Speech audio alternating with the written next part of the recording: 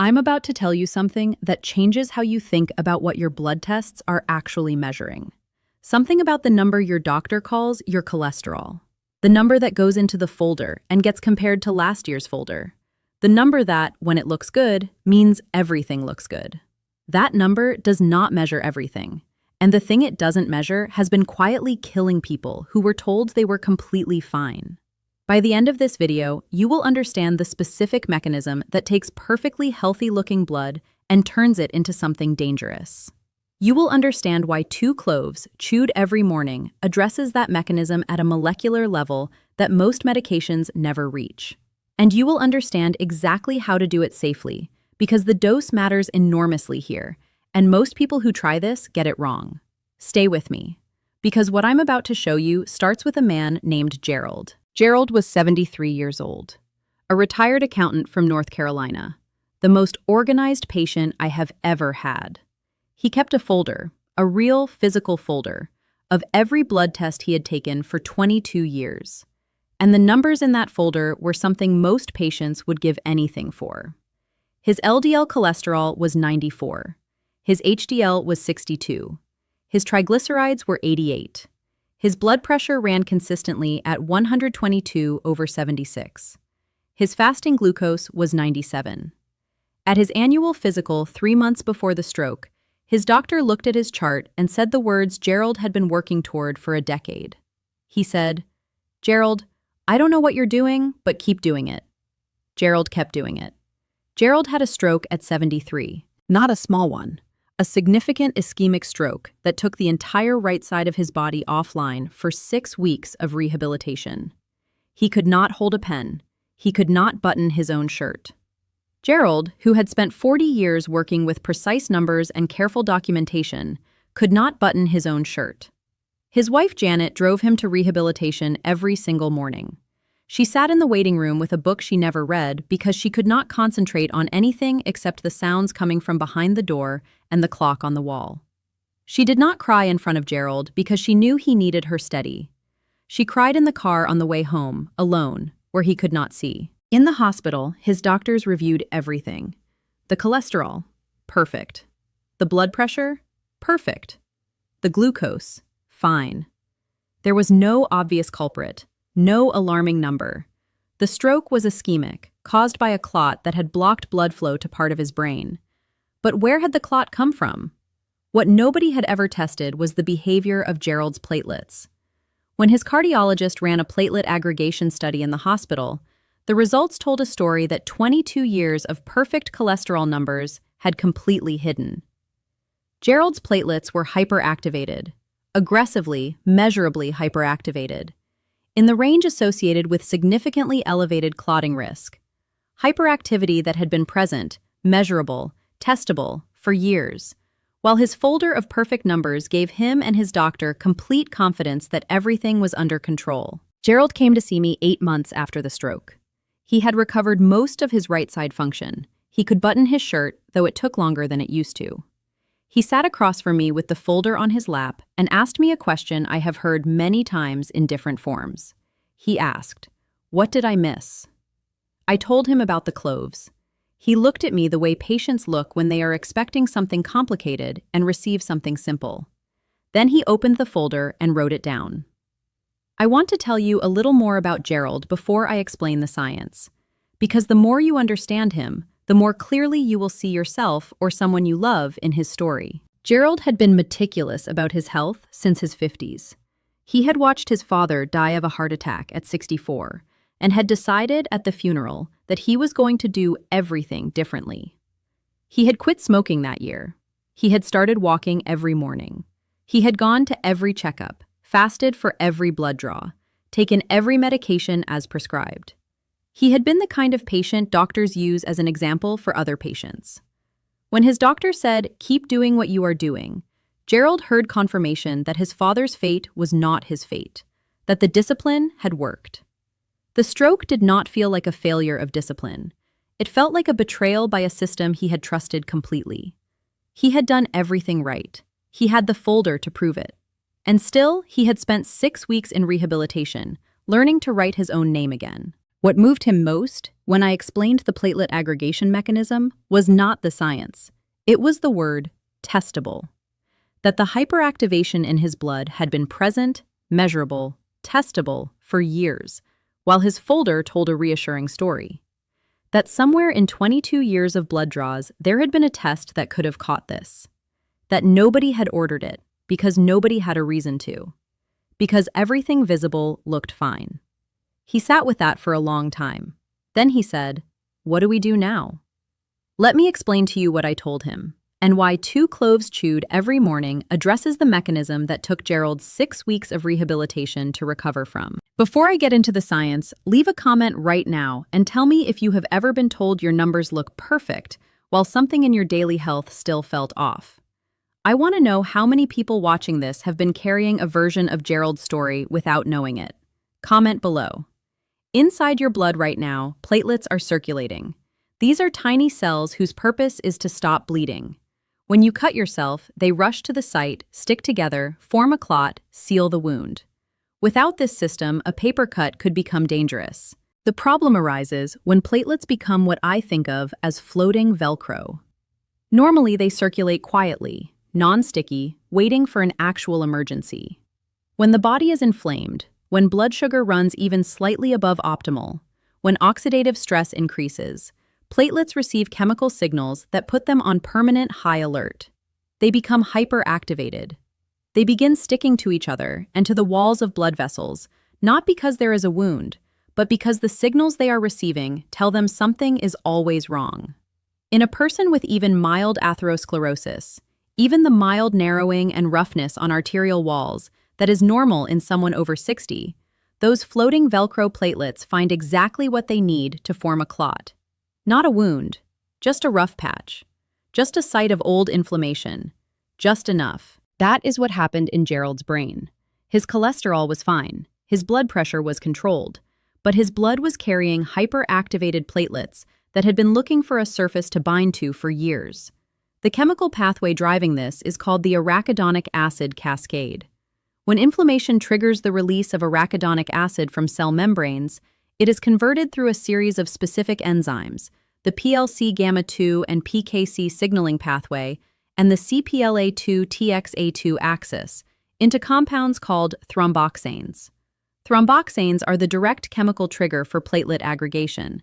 They are the signal that turns a quiet platelet into floating Velcro. Eugenol, which makes up 70 to 90% of clove essential oil, inhibits these specific pathways. Research has shown that eugenol inhibits platelet aggregation induced by arachidonic acid with an IC50 of 4 micromolar. Now that number means nothing on its own, so let me translate it. It means it takes a microscopic amount, literally drops in a swimming pool, to flip the switch. Eugenol is precisely targeted at the inflammatory trigger of clotting, the mechanism most relevant to people with underlying inflammation. Now here is how it compares to aspirin, because I know many of you take low-dose aspirin daily for cardiovascular protection. Both eugenol and aspirin inhibit the same COX pathway, but aspirin's inhibition is irreversible. It permanently deactivates the enzyme for the entire 10-day lifespan of that platelet. Eugenol's inhibition is reversible. It modulates the platelet rather than permanently disabling it. I want to be very direct here. This does not mean you stop your aspirin. Aspirin is a hammer. Cloves are a screwdriver. They do different jobs. Do not swap one for the other without your doctor's guidance. If you are on prescribed aspirin, keep taking it and discuss adding cloves with your physician. Most people associate cinnamon with blood sugar. Cinnamon's reputation is deserved. What is far less known is that cloves work on a completely different mechanism. One so fundamental it is the target of a major class of pharmaceutical diabetes drugs. Inside the nucleus of your cells, there is a receptor called PPR-gamma. Think of it as the door handle that insulin grabs when it is trying to move glucose from your bloodstream into your cells. When PPAR-gamma functions properly, insulin grabs that handle efficiently. The door opens, glucose enters, blood sugar drops. When PPR-gamma is dysfunctional, the door handle is stiff and hard to grip. Insulin knocks, but cannot get in easily. Glucose lingers in the bloodstream longer than it should. And at the arterial wall level, that lingering glucose binds to proteins in the wall through a process called glycation, making them stiffer and less elastic over time. A class of diabetes medications called thiazolidinediones, pioglitazone being the most commonly prescribed, works by directly activating PPAR gamma. They fix the door handle. Eugenol is a natural PPAR gamma agonist. It activates the same receptor through the same mechanism. Research published in the Journal of Natural Medicines showed that animals treated with clove extract demonstrated significant reductions in blood glucose and meaningful improvement in insulin resistance scores comparable to pharmaceutical intervention, but without the weight gain associated with synthetic versions. Now I want to address something carefully. Gerald's fasting glucose of 97 looked completely normal, and it was normal. I am not telling you that 97 is a silent killer. What I am saying is that 97 is normal, but it is not optimal. Think of it like a car idling slightly high for 20 years. The engine is running, the car moves fine, but something is working just a little harder than it should, every single day, for 2 decades. That cumulative load on the arterial wall is real, even when each individual reading is technically in range. Eugenol works at the receptor level to improve how efficiently your cells use glucose, not by alarming your doctor, by quietly improving the efficiency of the system. I want to move this forward in the conversation because it is the most surprising piece of science in this entire video. And it is the one most likely to explain something you have been told about at the dentist, but never heard connected to your cardiovascular risk. There is a bacterium called Porphyromonas gingivalis. It is the primary driver of periodontal disease. Most people understand gum disease as a dental problem, something the dentist mentions, something you are told to floss more about. What most people do not know is that this bacterium has been found inside the arterial plaque of people who died of heart attacks. Let that sit for a moment. The bacteria migrate from gum pockets into the bloodstream through microscopic gaps in gum tissue. When they reach a site of existing atherosclerotic plaque, the roughened patches on arterial walls where inflammation has done its work, they bind there. They form a biofilm, a protective, slimy matrix that shields the bacterial colony from the immune system and from antibiotics. Inside that biofilm, they drive a local inflammatory response that accelerates plaque growth and increases plaque instability.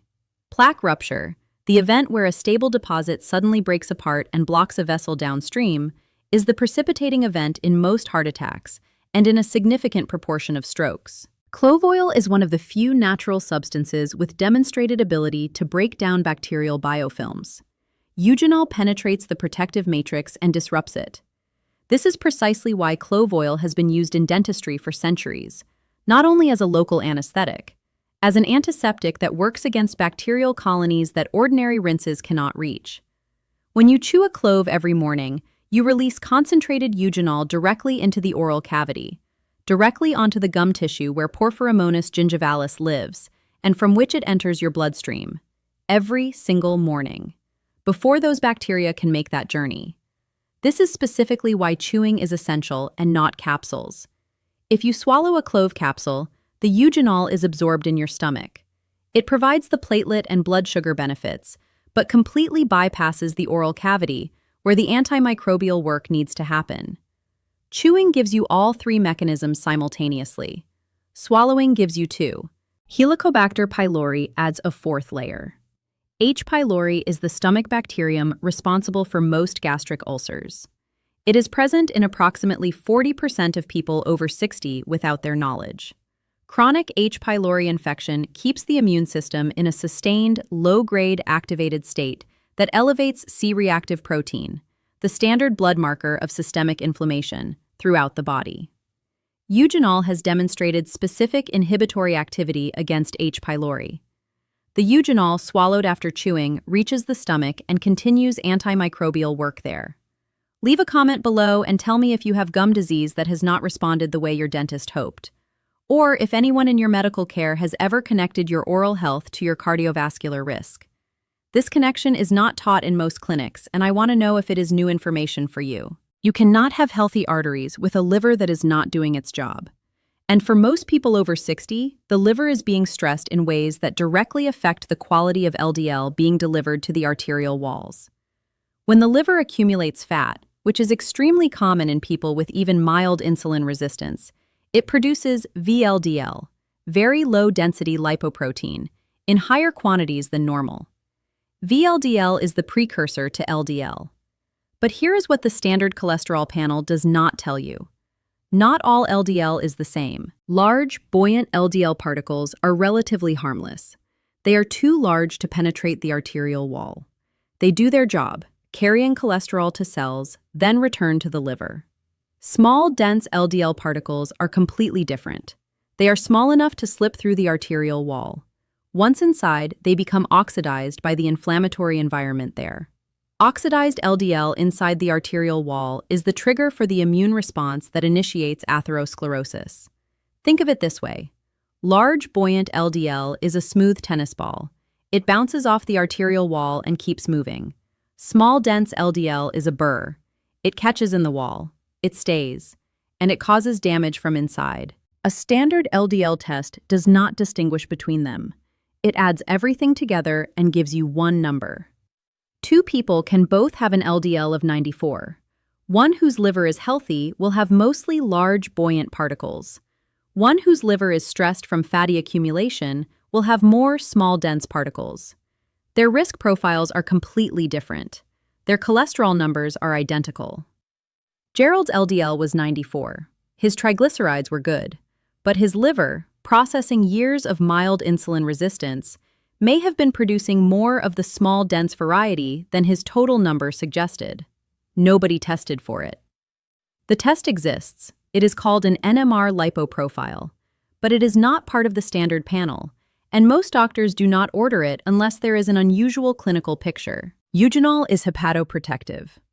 Research published in the Journal of Medicinal Food demonstrated that clove extract prevented liver fibrosis in animals exposed to a liver toxin. The mechanism is the enhancement of glutathione production. Glutathione is the liver's primary internal antioxidant. When the liver has adequate glutathione, it processes fat more efficiently, produces less VLDL, generates less small dense LDL, and delivers a healthier lipid profile to the arteries, regardless of what the total LDL number reads. If you have not subscribed yet, subscribe now so you do not miss what is coming next. There is a measurement called ORAC, Oxygen Radical Absorbance Capacity. It measures how effectively a substance neutralizes the free radicals driving oxidative damage to cells and arteries. Blueberries are celebrated as one of the most antioxidant-rich foods available. Their ORAC value is approximately 4,600 units per 100 grams. The ORAC value of cloves is over 290,000. Cloves have 60 times the antioxidant capacity of blueberries, in a dose the size of 2 small pebbles.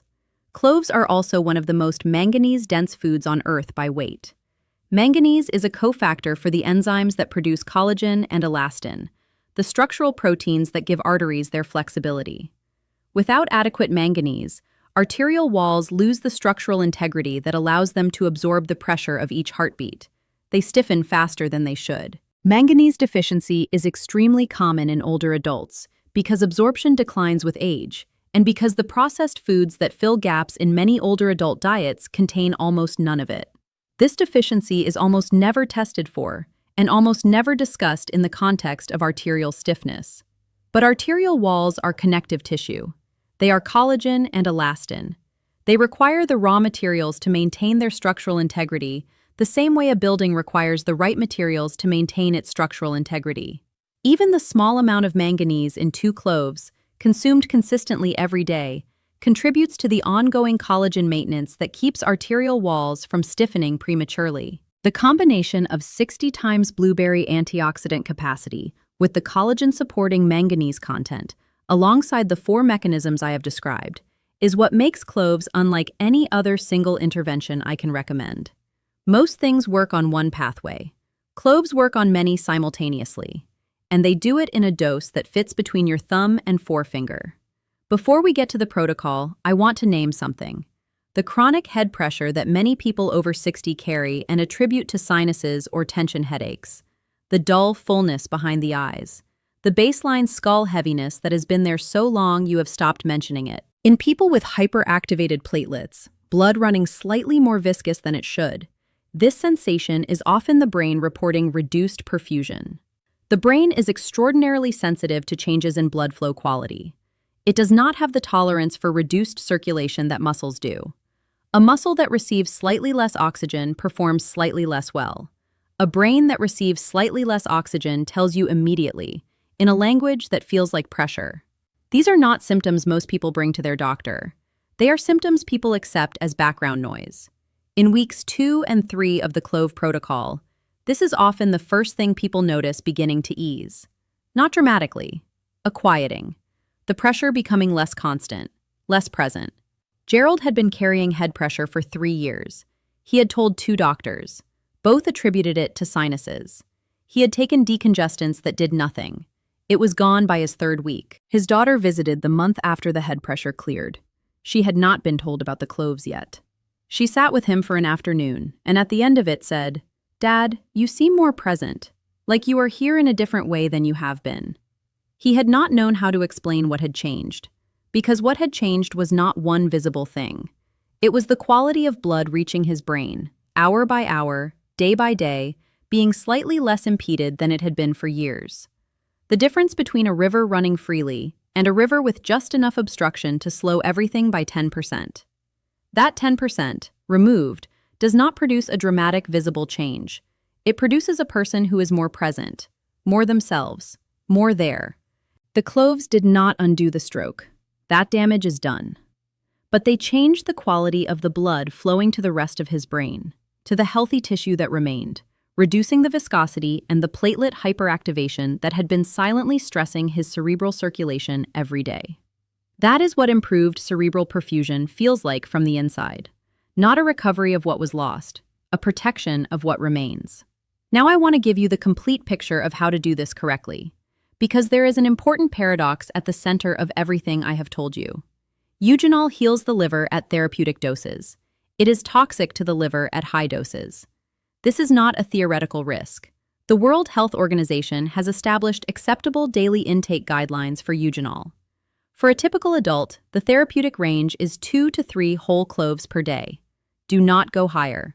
More is not better here.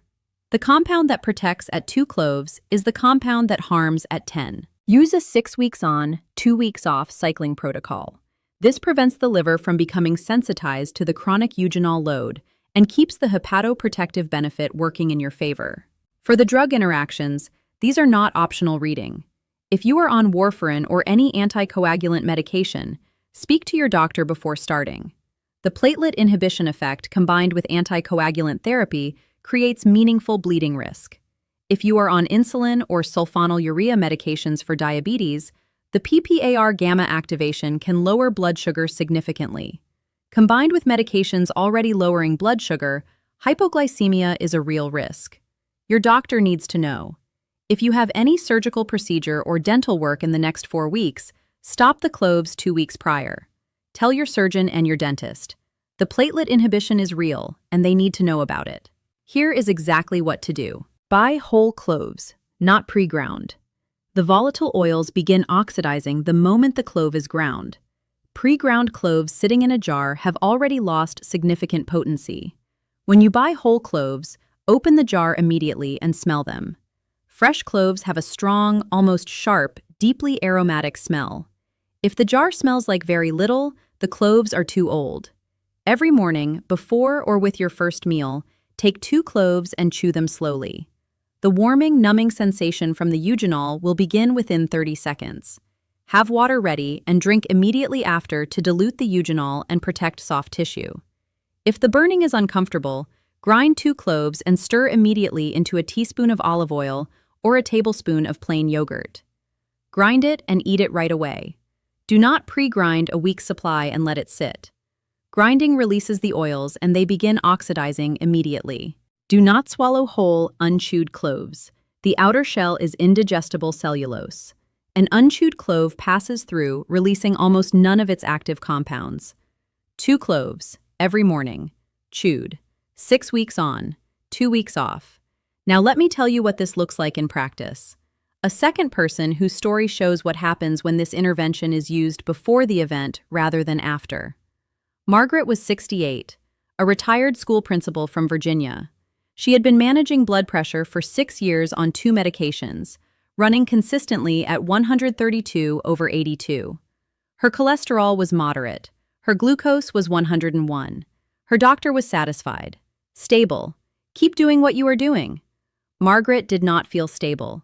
Every checkup produced numbers that were fine but not good. She described it to me as treading water, constant effort to stay in the same place. She had also been told at 2 consecutive dental appointments that her gum disease was not improving despite better home care. Her dentist had mentioned that a more aggressive procedure might be needed. When I explained the oral bacteria and arterial plaque connection to Margaret, she sat very still. Then she said, "My dentist has been telling me about this for 2 years, and nobody has ever connected it to my blood pressure. They rarely do. Not because dentists and cardiologists do not care, because they work in separate systems that rarely communicate." Margaret started the Cloves the week after our appointment. Within 3 months, her gum pockets had improved enough that her dentist canceled the referral for the deeper procedure. Her CRP dropped into the normal range for the first time in 5 years. Her blood pressure, on 2 medications, was 122. Her doctor reduced 1 medication to a lower dose. She told me at her 6-month visit that she no longer felt like she was treading water. She felt like she was moving forward. Not dramatically, just forward, in a direction. She had also done something remarkable.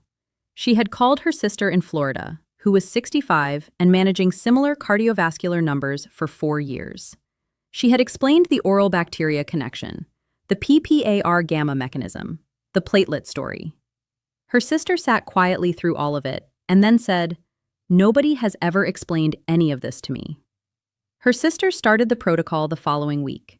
At her 3-month dental appointment, her periodontist noted improvement in her gum pockets and asked what had changed. At her 4-month medical appointment, her CRP had come down from elevated to borderline.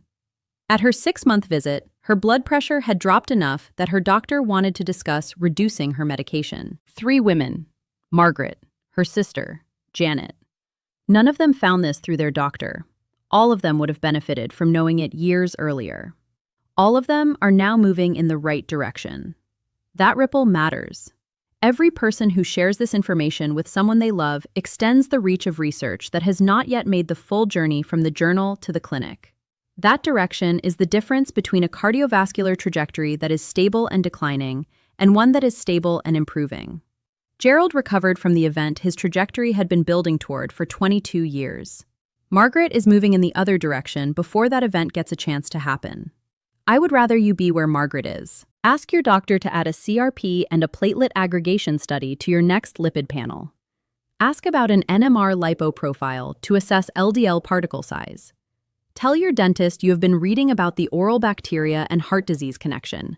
Bring better questions to every appointment.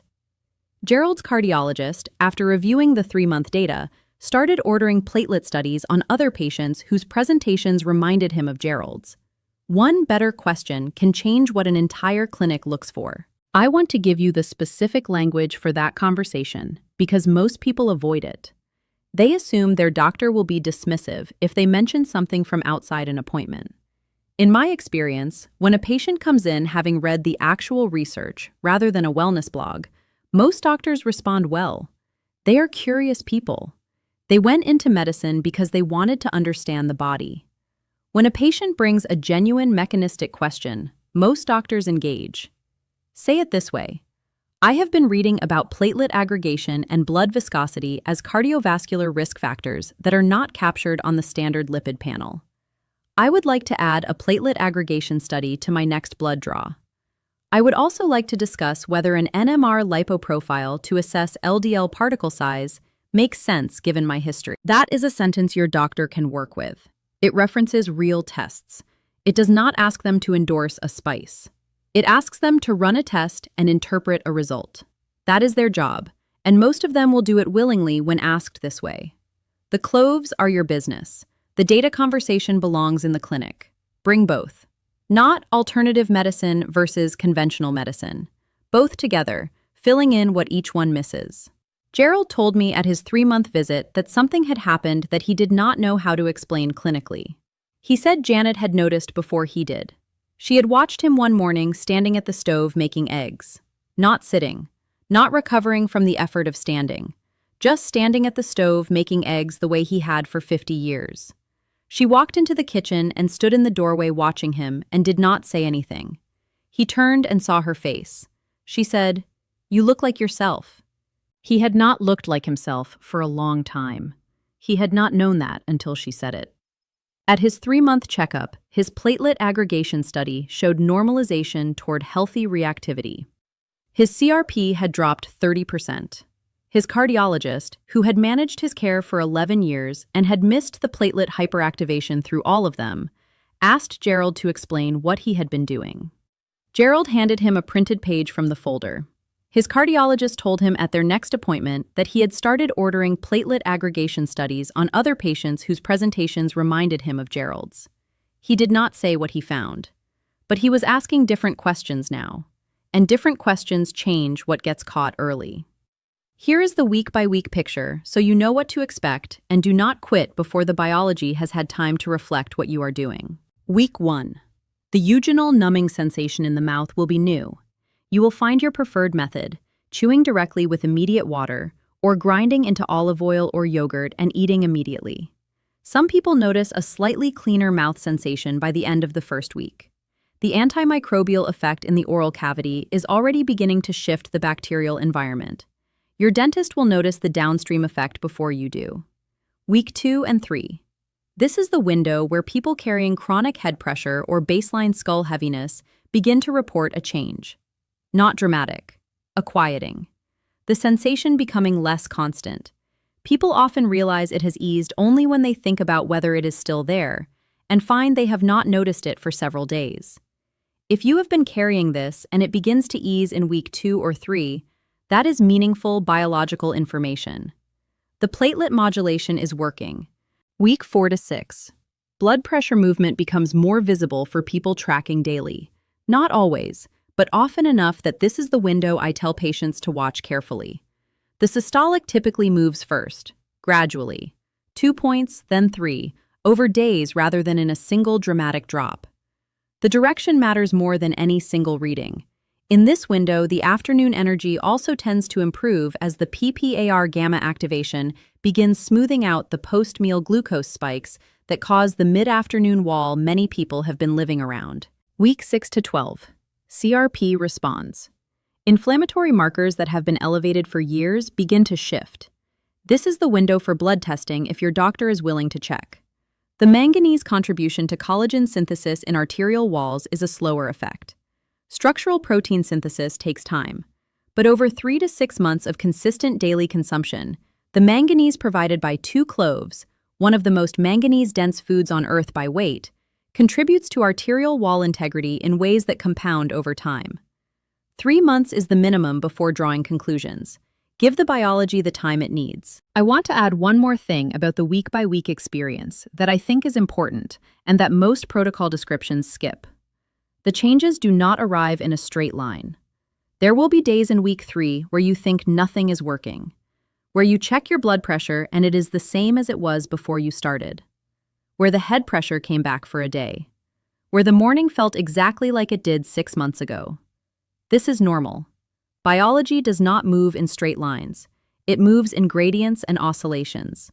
The underlying process, the platelet modulation, the PPAR gamma activation, the antimicrobial work in the oral cavity, the glutathione production in the liver, is happening continuously, whether any single morning's measurement reflects it or not. The patients who get results are the ones who measure trends over weeks, not outcomes on individual days. Gerald tracked his platelet study. Margaret tracked her CRP and her gum pocket measurements. Janet tracked her morning blood pressure across a month, not on a single Tuesday. The trend across 30 days showed what one Tuesday never could. Do not judge the intervention by how you feel on the 4th day or the 9th day. Judge it by where you are at the end of 6 weeks compared to where you started. And give it the full 6 weeks before that judgment. There is also something about consistency that I want to address directly. The people who do not see results from this protocol are almost always the people who do it 5 days out of 7, or who buy whole cloves, find the burning uncomfortable, and switch to a capsule without telling me, or who start the 6-week cycle and then forget the 2-week break, and then forget where they were in the cycle and drift away from the protocol entirely. This requires 5 minutes of your morning, consistently, every day for 6 weeks, then a clean break, then 6 weeks again. The consistency is the intervention. The cloves are just the vehicle. Gerald has not missed a morning in 18 months. He told me at his last visit that it has become as automatic as brushing his teeth, that the folder on the counter with his whole cloves next to his coffee machine is just part of the morning now, part of who he is since the stroke changed what he pays attention to. Some things you need to learn from something difficult before you will take them seriously. I hope this video gives you the information before the difficult thing requires it. One more thing before I close: a specific conversation to have with your doctor. Most doctors will not spontaneously order a platelet aggregation study. It is not on the standard cardiovascular risk assessment checklist. Most will not check LDL particle size unless asked. Most will not connect oral health to blood pressure in the same appointment. The conversation is not confrontational. You say, "I have been reading about blood viscosity and platelet aggregation in relation to cardiovascular risk, and I would like to add a platelet aggregation study to my next lipid panel. I would also like to discuss whether an NMR lipo profile to assess LDL particle size makes sense for my situation." Most doctors, when a patient comes in having genuinely engaged with the research, rather than having found a miracle supplement online, respond well to this. It shows engagement. It makes their job easier. Gerald's story is not rare. His trajectory, perfect numbers hiding a dangerous mechanism, is the trajectory of a significant proportion of people over 60 who are doing everything they have been told to do, and still wondering why the risk does not feel resolved. The standard panel was built on what the research had established when it was built. The research has moved. The panel has not fully caught up. You now know what the panel is missing. Use it. Leave a comment below. Tell me how long you have been managing cardiovascular risk and what your doctors have been focusing on. Tell me if anything in today's video names something you have been feeling but could not articulate. I read every comment and I want to know where you are. If this video explained something that years of checkups never quite answered, please hit the like button and share it with someone you love who has a folder of good numbers and is still wondering why something feels off. They need to know the folder is not the whole story. Everything in this video is for educational purposes only and is not a substitute for your physician's guidance. If you are on anticoagulant medications, diabetes medications, or have any upcoming procedures, discuss therapeutic clove use with your doctor before starting. The complete protocol, with all research references, every mechanism, every dosage detail, every interaction to watch for, is in the ebook. The link is in the description. I will see you in the next video.